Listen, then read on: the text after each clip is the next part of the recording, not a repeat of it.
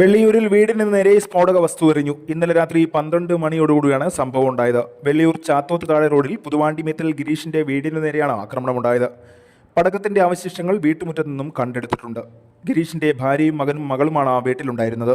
സ്ഫോടന ശബ്ദം കേട്ടതോടെ വീട്ടുകാർ പോലീസിൽ അറിയിക്കുകയായിരുന്നു.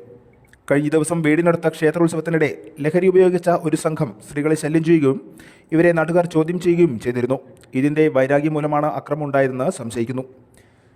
Scientific officer doctor Ajnasi, Perambra sub inspector Sameer തുടങ്ങിയവരുടെ നേതൃത്വത്തിൽ പോലീസും ഡോഗ് സ്ക്വാഡും സംഭവസ്ഥലം പരിശോധിച്ചു.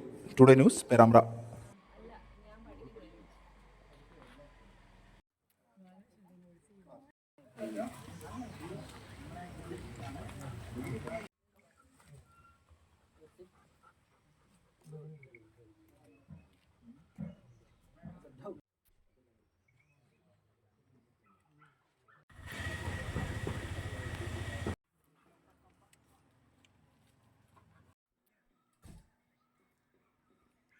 ഉറങ്ങാൻ നോക്കുന്ന സമയത്ത് പെട്ടെന്ന് ഒരു 12 മണിയാകുമ്പോൾ വീടിൻ്റെ മുന്നിലൊരു ശബ്ദം കേൾക്കുക.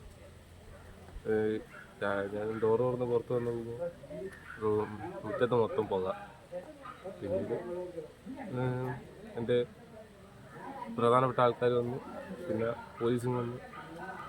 അങ്ങനെ ഇത് എന്തോ മാരമായ എന്തോ സാധനമാണ് എന്ന് പറഞ്ഞ് എൻ്റെ കേസുമായിട്ട് മുന്നോട്ട് പോകാൻ തീരുമാനിച്ചു.